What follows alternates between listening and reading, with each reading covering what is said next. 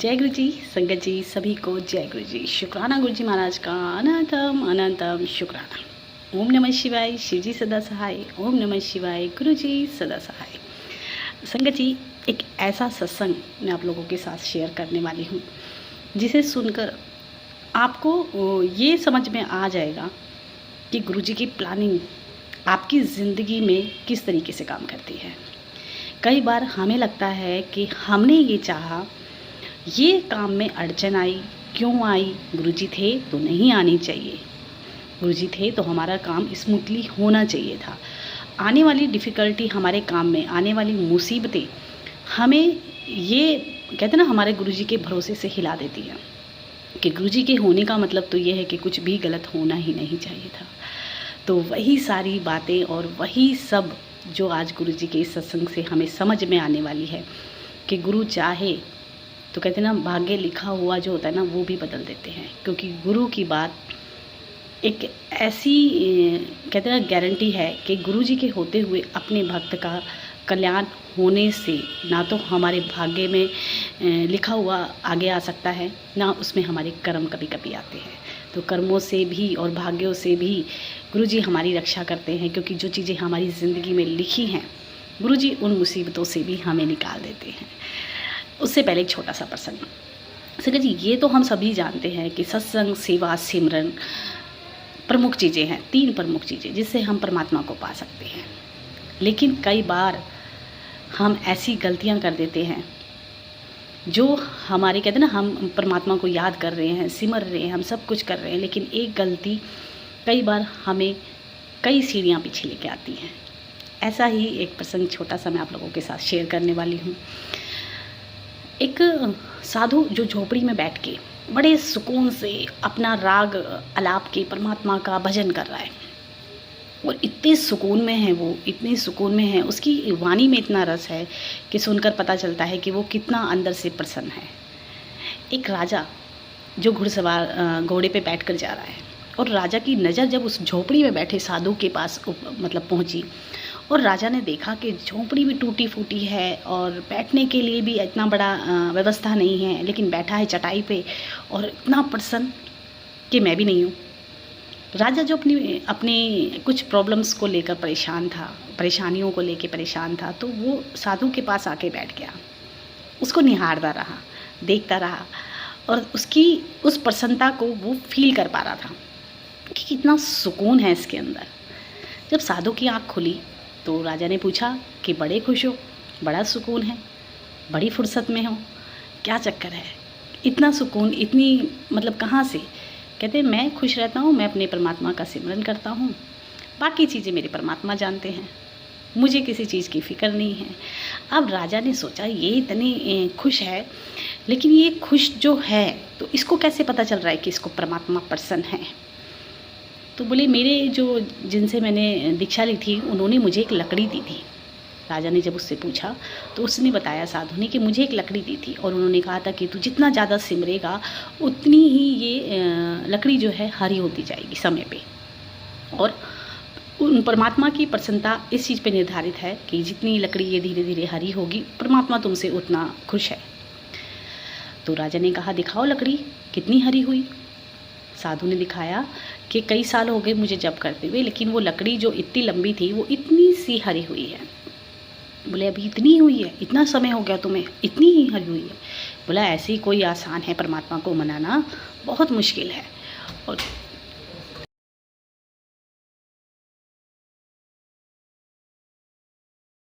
जो लकड़ी को देख के हैरान था कि इतने सालों में सिर्फ इतनी हुई है। तो साधु ने बड़े उससे कहा कि परमात्मा को प्रसन्न करना है तो थोड़ा सा सब्र भी रखना होगा। राजा ने उसकी देखा देखी एक झोंपड़ी बनाई और बैठ गया, और एक लकड़ी ली और बैठ गया परमात्मा को प्रसन्न करने के लिए।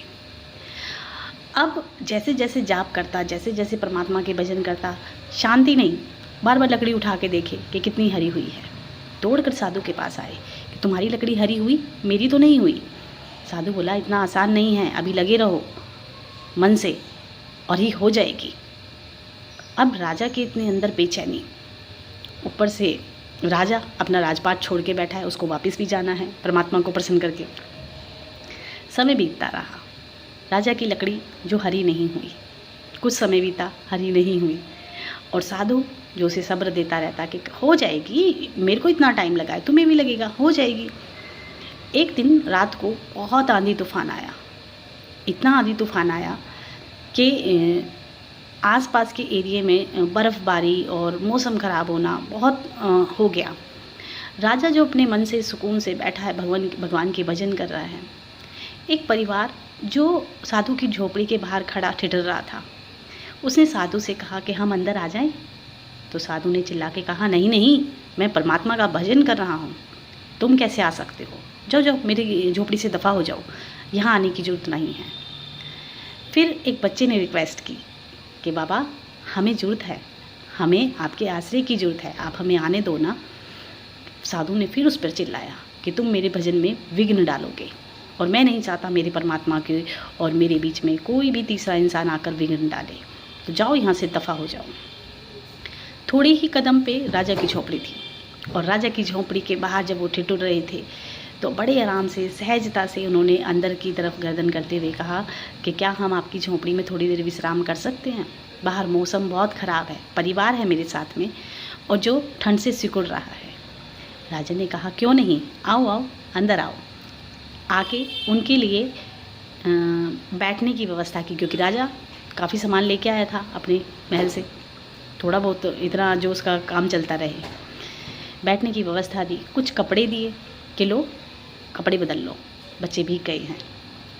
राजा ने खाने पीने की व्यवस्था की, उनके लिए चाय पानी का प्रबंध किया कि लो सर्दी है, चाय भी पी लो। अब उन सब चीज़ों को करने के बाद राजा बोला, ऐसा है अब तुम बैठो, मैं ज़रा अपना भजन कर लूँ, अपने परमात्मा का सिमरन कर लूँ, क्योंकि मुझे अपनी लकड़ी भी हरी करनी है।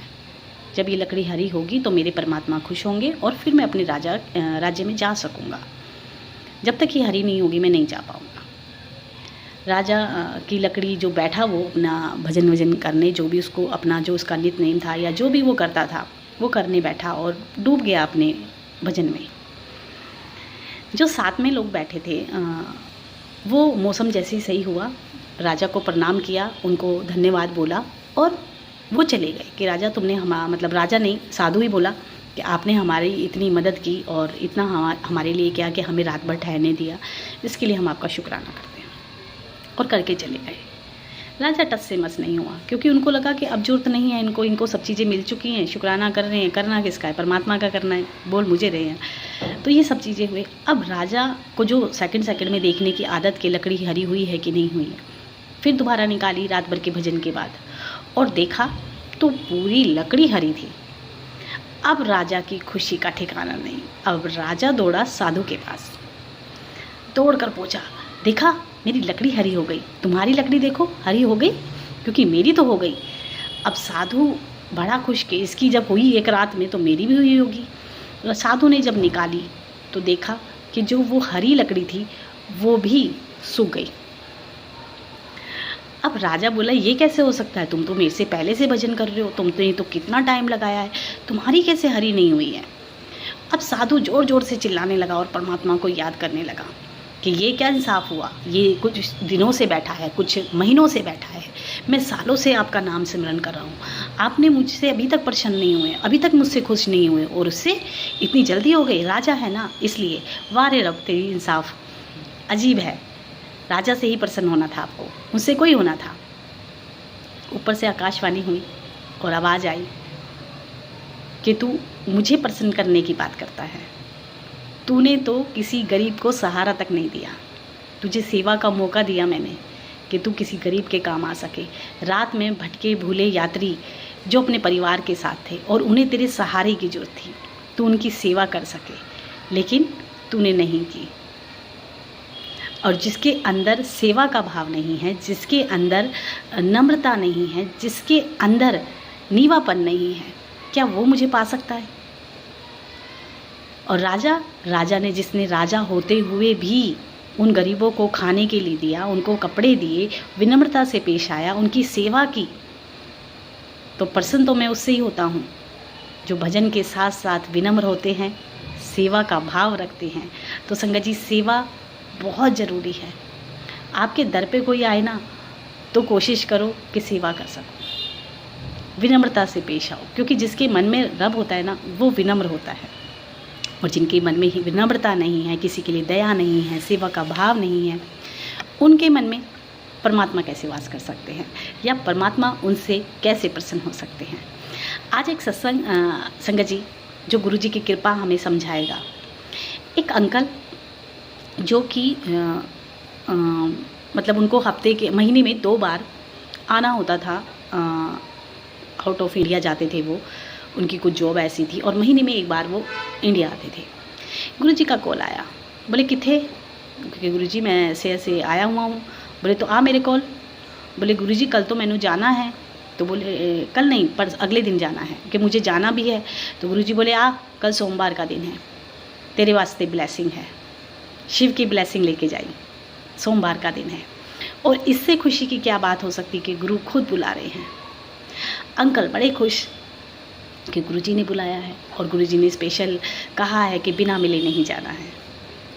जब बिना मिले नहीं जाना, तो अंकल के मन में फिर विचार आया कि गुरु जी से मिलने के लिए गुरु जी ने बुलाया है, चलो पहुंचते हैं।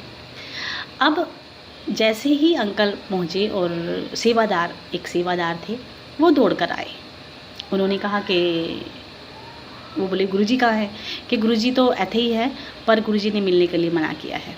बोले ये क्या बात हुई, गुरु जी ने तो मुझे बोला था कि मुझसे मिल के जाना, लंगर प्रसाद करके जाना, शिव जी ब्लेसिंग लेके जाना, तो अभी क्यों। कह रहे जैसे ही तुम्हारा ऑटो आके गेट पे रुकने वाला था मंदिर के, उससे 3 मिनट 4 मिनट पहले ही गुरु जी ने बोला कि एक फला संगत आ रही है, उसनों आन ना दे, मना कर दे। उन्हें लंगर खिलाई, चाय प्रसाद पिलाई, और एक मिठाई का डब्बा गुरु जी ने दिया है, और ये कहा कि उसको दे देना। मन में बड़ी निराशा हुई कि गुरु जी ने बुलाया भी और गुरु जी से मिल नहीं पाए। अब मिलने का समय भी यही था कि 1 महीने बाद फिर मिल पाते, दोबारा तो वो नहीं आते, क्योंकि अगले दिन उनकी फ़्लाइट थी, उनको जाना था। तो जब जाना था तो वो एक समय होता था कि भाई इतने बजे इनकी फ़्लाइट है, इतने बजे उनको पहुंचना है, ये सब तरीके से। और उसी दिन उनको जाना था, जिस दिन गुरु जी की वो ब्लेसिंग लेने आए थे। तो गुरु जी ने उनको ब्लेसिंग के तौर पे मिठाई का डब्बा दिया, लंगर प्रसाद दिया, सब चीज़ें दी, पर गुरु जी से नहीं मिल पाए। अब अंकल को बुरा भी लगा, अब टाइम पे पहुंचना था, फ़्लाइट के टाइम पे पहुंचे, लेट भी हो रहे थे, क्योंकि गुरु जी से मिलने आए, फिर वहाँ से वहाँ गए, बहुत सारी चीज़ें। जब वहाँ पहुँचे तो फ़्लाइट की मतलब डिले होती रही। फिर पूछा गया कि भाई कितना, फिर अनाउंसमेंट हुई कि अभी टाइम लगेगा, इंजन ख़राब है फ़्लाइट का। फिर थोड़ा समय बीता, फिर पता चला कि इंजन में दिक्कत है, और अनाउंसमेंट हुई। ऐसे करते करते समय बीतता रहा, और जो सब पैसेंजर थे वो पैनिक भी हो रहे थे, क्योंकि सबको अपने समय पे पहुंचना भी था, किसी को कहीं जाना था, किसी को कहीं जाना था। और फिर दोबारा अनाउंसमेंट हुई कि अगर ये ठीक नहीं होती है तो आपको दूसरी फ़्लाइट में जाना पड़ेगा। इतने में गुरु जी की कई मिस कॉल आई थी बीच में, लेकिन बात वही कि गुरु जी ने मना किया था कि मैंने कॉल नहीं करना है, मैं कॉल कर सकता हूँ तो मुझे फ़ोन नहीं करोगे, क्योंकि ब्लेसिंग के लिए गुरु जी ने हमेशा बोला था कि जब मैं फ़ोन करता हूँ तो तुम्हें मैं ब्लेसिंग देता हूँ, वापस मुड़ के कॉल नहीं करना है। तो गुरु जी की मिस कॉल तो अंकल ने देखी, लेकिन दोबारा कॉल नहीं किया। जब ये सब चीज़ें हुई, और फ़्लाइट उड़ने के से पहले, दूसरी फ़्लाइट मिलने से पहले गुरु जी का फ़ोन आया। गुरु जी बोले और की होया, तेरे जहाज दा इंजन खराब हो गया। कहते गुरु जी हाँ जी, आपनों कैसे पता। गुरु जी बोले शायद उन अंकल का नाम मेरे को याद भी नहीं है। तो गुरु जी ने नाम लेके बोला कि ऐसे ऐसे कि तेरे वाले कितने लोगों का कल्याण करना पड़ता है। मैं कहता हूँ ना 10% 90% वाले कष्ट में लेता हूँ, 10% फिर भी तुम्हें भोगने पड़ते हैं। बोले तेरी फ़्लाइट का इंजन ख़राब करके मैंने वो 10% तेरे कर्म कटवाए छोड़े हैं तेरे ऊपर। मैं चाहता तो ये फ़्लाइट भी ख़राब नहीं होती। अगर तू मुझसे कल मिल लेता, आके मैं तेरे से मिल लेता, तो ये इंजन भी ख़राब नहीं होता। लेकिन तुम्हारे मुझे 10% कष्ट जो मैं देने हैं वो मैं इस तरीके से देता हूँ। बोले मैं कहते ना ऐथे लिखने वाला भी मैं ही हूँ, हुण ऊपर लिख के भी मैं ही आया हूँ। तुम्हारा सब कुछ मैंने ही लिखा है, तो मैं अपना लिखा हुआ कम कर सकता हूँ, मिटा नहीं सकता। तो बोले तेरे 90% के कष्ट जो मैंने कटवाए हैं वो इस तरीके से कटवाए हैं कि मैंने एरोप्लेन ख़राब किया है, और एक तेरे लिए, तेरे वास्ते मैंने सबका, जितने भी पैसेंजर था सबका कल्याण किया। फिर जब अंकल को बताया गुरुजी ने कि इतने से इतने तेरी फ़्लाइट हो जाएगी, इतनी देर में तू उतर जाएगा, और ऐसा ही हुआ। गुरुजी ने कॉल रखी और अनाउंसमेंट हुई कि आप लोग फ़्लाइट में बैठ सकते हो। संगत जी, हर चीज़ गुरुजी डिसाइड करते हैं, हर चीज़। अगर हम मन में ये सोचे कि फ़्लाइट क्यों, इंजन क्यों ख़राब हुआ, हम डिले की, हमारी फ़्लाइट हो गई, हम लेट हो गए, गुरुजी कहाँ थे, तो गुरुजी ने तो जीवन ही बचा दिया। गुरुजी ने तो एक जीवन बचाने के लिए पूरी पैसेंजर, जितने भी पैसेंजर थे, क्योंकि गुरुजी ने साफ शब्दों में कहा था कि ये तेरी फ़्लाइट क्रैश होनी थी और मैंने सिर्फ इंजन ख़राब करके इसको 10% पे निकाल दिया।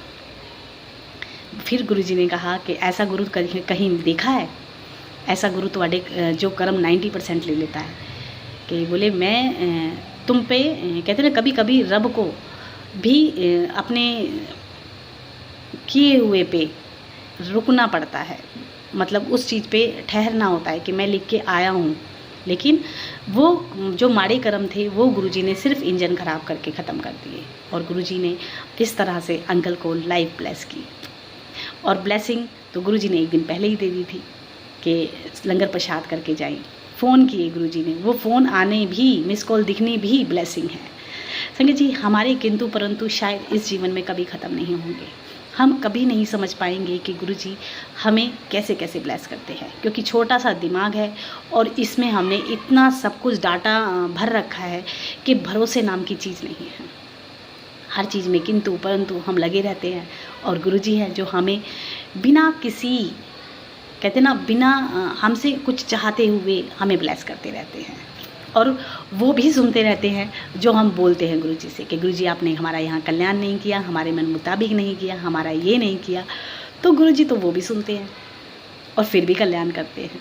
कितने सवाल, कितने क्वेश्चन, और कितना हम गुरुजी को बोल देते हैं कि गुरुजी आप थे तो क्यों नहीं हुआ।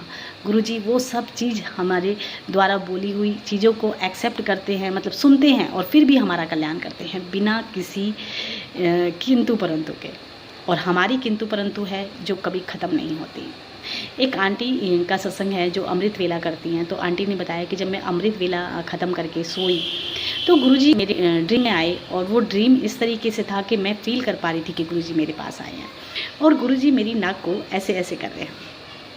और आंटी को याद आया कि गुरुजी मुझे ब्लेस करके गए हैं, क्योंकि एक दिन पहले ही आंटी का झगड़ा हुआ था अंकल से किसी बात को लेके, और आंटी को गुस्सा बहुत आता है।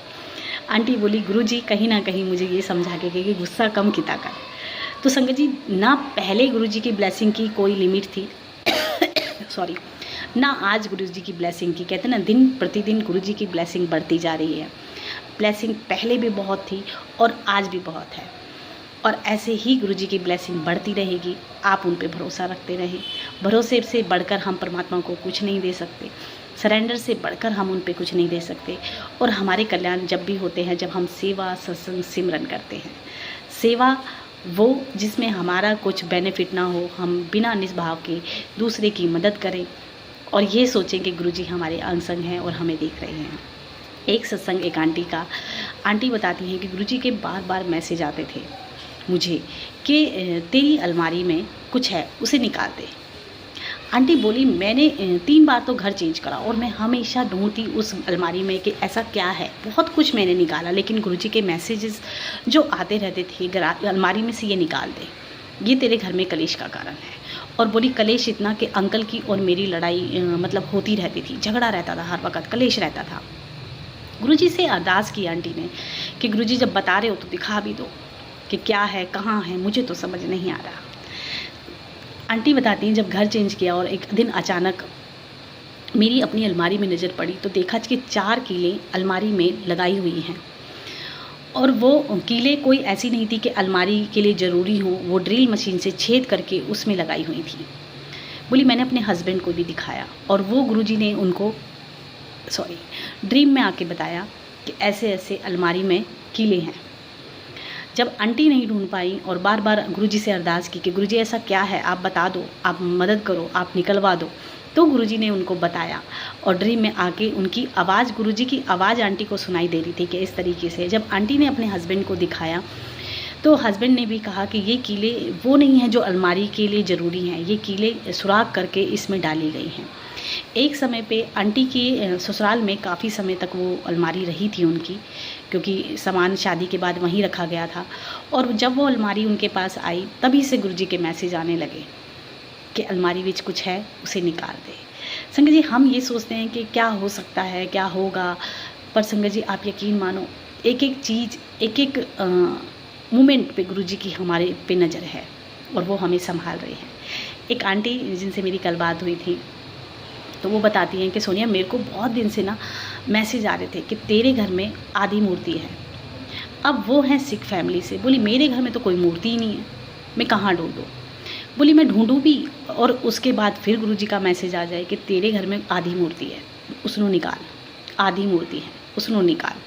बोली मैंने अपनी बेटी की अलमारी चेक करी जो कि बाहर रहती है, और जब मैंने अलमारी में मतलब देखा तो देखा कि उसमें एक शिव पार्वती की आधी मूर्ति है। बोली फिर मैंने वो निकाल के प्रभावित की। तो संगत जी कहते ना, जहाँ हमारी नज़र नहीं जाती वहाँ हमारे गुरुजी की नज़र जाती है, और जहाँ तक हमारी सोच नहीं जाती उस सोच से बढ़कर गुरुजी हमारा कल्याण कर देते हैं। आज के लिए इतना ही संगत जी। नीचे दिए हुए नंबर पे आप सत्संग शेयर कर सकते हैं, और मैं फिर यही कहूँगी कि रब को आप भरोसा दे सकते हैं, समर्पण दे सकते हैं, सरेंडर दे सकते हैं, और रब को खुश करने के लिए आप सेवा सत्संग कर सकते हैं। बिना सिमरन के सेवा बेकार है। आप जब भी सेवा करो ना संगत जी, तो मन में परमात्मा का सिमरन करते रहना, क्योंकि बड़े मंदिर में जितने भी सेवादार हैं वो सेवा करते हैं और परमात्मा का, गुरु जी का सिमरन करते हैं, क्योंकि सेवा के बिना सिमरन और सिमरन के बिना सेवा अधूरी है। एक सीढ़ी बनती है संगत जी, जब हम सत्संग, सेवा, सिमरन तीनों चीज़ों को लेके चलते हैं। जब भी सेवा करते हैं सिमरन करें, सिमरन करते करते सत्संग सुने, सत्संग सुनते सुनते फिर सेवा करें, तो संगत जी ऐसे ही रब को पा जाएंगे। पाना नहीं पाना तो गुरु जी के हाथ में है, लेकिन कोशिश तो हम कर ही सकते हैं। जय गुरु जी, शुक्राना गुरु जी।